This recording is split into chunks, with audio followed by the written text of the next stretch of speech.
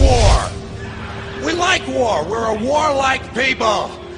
We like war because we're good at it. And you know why we're good at it? Because we get a lot of practice. This country's only 200 years old, and already we've had 10 major wars. We average a major war every 20 years in this country, so we're good at it. And it's a good thing we are. We're not very good at anything else anymore. Huh? Can't build a decent car, can't make a TV set or a VCR worth the fuck. Got no steel industry left, can't educate our young people, can't get health care to our old people, but we can bomb the shit out of your country, all right? Especially if your country is full of brown people. That's our new job in the world, bombing brown people. Iraq, Panama, Grenada, Libya, you got some brown people in your country, tell them to watch the fuck out, or we'll goddamn bomb them. Well, when's the last white people you can remember that we bombed? Can you remember the last white? Can you remember any white people we've ever bombed? The Germans, those are the only ones, and that's only because they were trying to cut in on our action. They wanted to dominate the world. Bullshit, that's our fucking job. Now, you probably noticed I don't feel about that war the way we were told we were supposed to feel about that war, the way we were ordered and instructed by the United States government to feel about that war. My mind doesn't work that way. I got this real moron thing I do, it's called thinking. And I'm not a very good American because I like to form my own opinions. I don't just roll over when I'm told to. Sad to say, most Americans just roll over on command. Not me. I have certain rules I live by. My first rule, I don't believe anything the government tells me. Nothing. Zero. Nope. And I don't take very seriously the media or the press in this country, who in the case of the Persian Gulf War were nothing more than unpaid employees of the Department of Defense, and who most of the time function as kind of an unofficial public relations agency for the United States government. So I don't listen to them. I don't really believe in my country. And I gotta tell you folks, I don't get all choked up about yellow ribbons and American flags. I consider them to be symbols, and I leave symbols to the symbol-minded. Now, to balance the scale, I'd like to talk about some things that bring us together.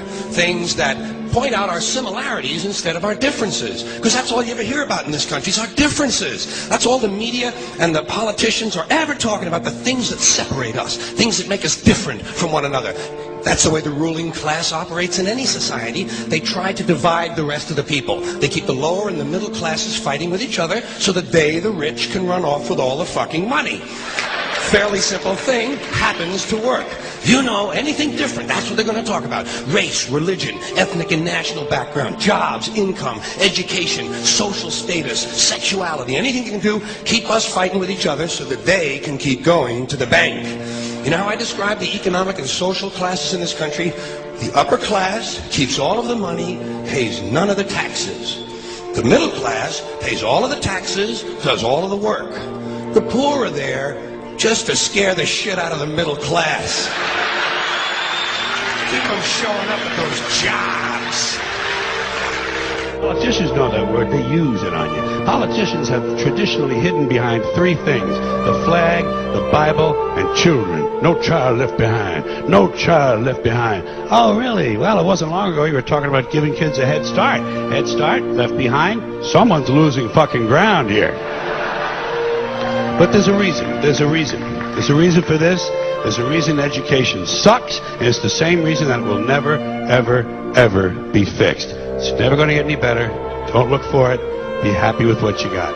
Because the owners of this country don't want that. I'm talking about the real owners now. The big, the wealthy, the real owners, the big wealthy business interests that control things and make all the important decisions. Forget the politicians. They're irrelevant. The politicians are put there to give you the idea that you have freedom of choice. You don't. You have no choice. You have owners. They own you. They own everything. They own all the important land. They own and control the corporations. They've long since bought and paid for the Senate, the Congress, the state houses, the city halls. They got the judges in their back pockets, and they own all the big all the big media companies. So they control just about all of the news and information you get to hear. They got you by the balls. They spend billions of dollars every year lobbying to get what they want. Well, we know what they want. They want more for themselves and less for everybody else. But I'll tell you what they don't want. They don't want a population of citizens capable of critical thinking. They don't want well-informed, well-educated people capable of critical thinking. They're not interested in that. That doesn't help them. That's against their interest. That's right. You know something? They don't want people who are smart enough to sit around the kitchen table and figure out how badly they're getting fucked by a system that threw them overboard 30 fucking years ago. They don't want that. You know what they want? They want obedient workers. Obedient workers. People who are just smart enough to run the machines and do the paperwork, and just dumb enough to passively accept all these increasingly shittier jobs with the lower pay, the longer hours, the reduced benefits, the end of overtime, and the vanishing pension that disappears the minute you go to collect it. And now they're coming for your Social Security money. They want your fucking retirement money. They want it back so they can give it to their criminal friends on Wall Street. And you know something? They'll get it. They'll get it all from you sooner or later, because they own this fucking place. It's a big club, and you ain't in it. You and I are not in the big club. The greatest form of control is where you think you're free when you're being fundamentally manipulated and dictated to. One form of dictatorship is being in a prison cell and you can see the bars and touch them. The other one is sitting in a prison cell but you can't see the bar, you think you're free. What the human race is suffering from is mass hypnosis. We are being hypnotized by people like this. Newsreaders, politicians, teachers, lecturers. We are in a country and in a world that is being run by unbelievably sick people.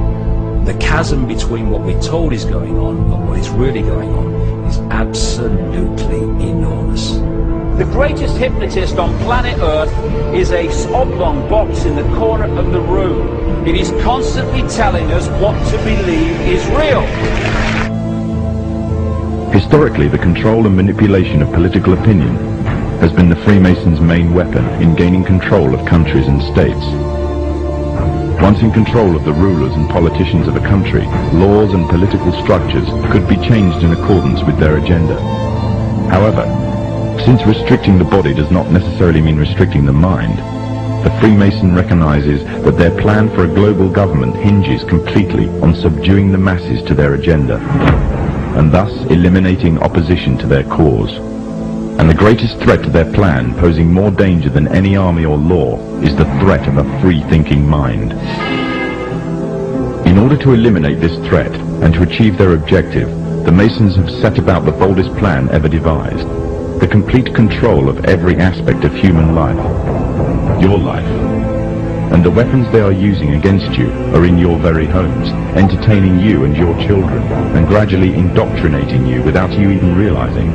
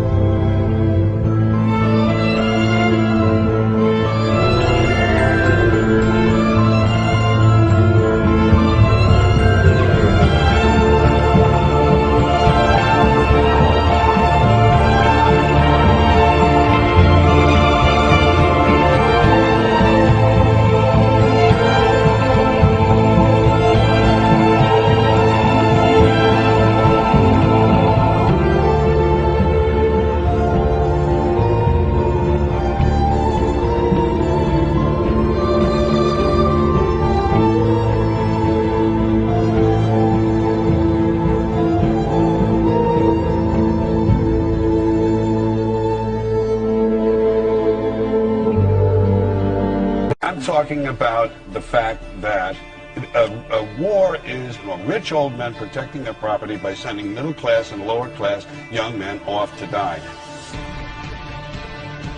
Forget these foolish elections. The owners of this country don't care about the poor in general. Owners of this country? What are we going?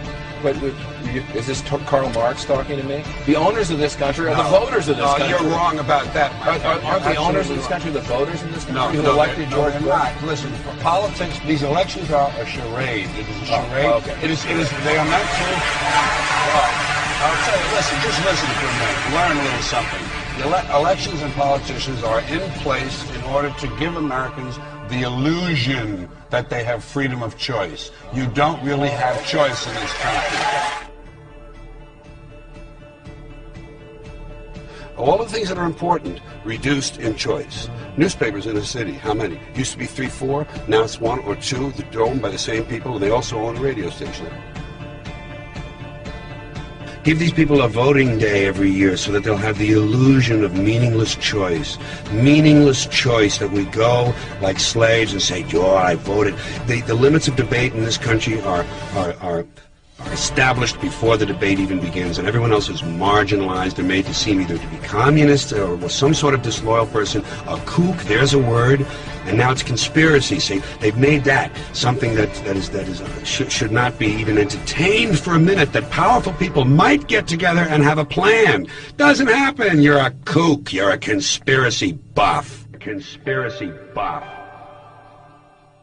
Not as a result of a conspiracy, but because... You don't need a formal conspiracy when interests converge. These people went to the same universities and fraternities. They're on the same boards of directors. They're on the same country clubs. They have like interests. They don't need to call a meeting. They know what's good for them, and they're getting it. And there used to be 7 oil companies. There are now 3. It will soon be 2. The things that matter in this country have been reduced in choice. There are 2 political parties. There are a handful of insurance companies. There are about 6 or 7 information things. But if you want a bagel, there are 23 flavors because you have the illusion. You have the illusion of choice. Right. You don't think the real important choice. There's no freedom of choice. That's a great point.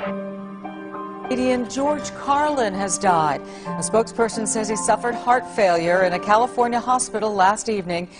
One time they wanted me to find out if there was such a thing as a poison that was undetectable, especially one that seemed to mimic a heart attack, that would kill someone, but it would appear that they had a heart attack. I did find such a thing. Does this pistol fire the dart? Yes, it does, Mr. Chairman, and a special one was developed which potentially would be able to enter the target without perception. The poison was frozen into some sort of dart, and then it was shot at very high speed into the person. So when it reached the person, it would melt inside them, and the only thing would be like one little tiny red dot on their body, which was hard to detect. There wouldn't be a needle left or anything like that in the person. But also the toxin itself would not appear in the autopsy? Yes, so that there was no way of perceiving that the target was him. That's a great point.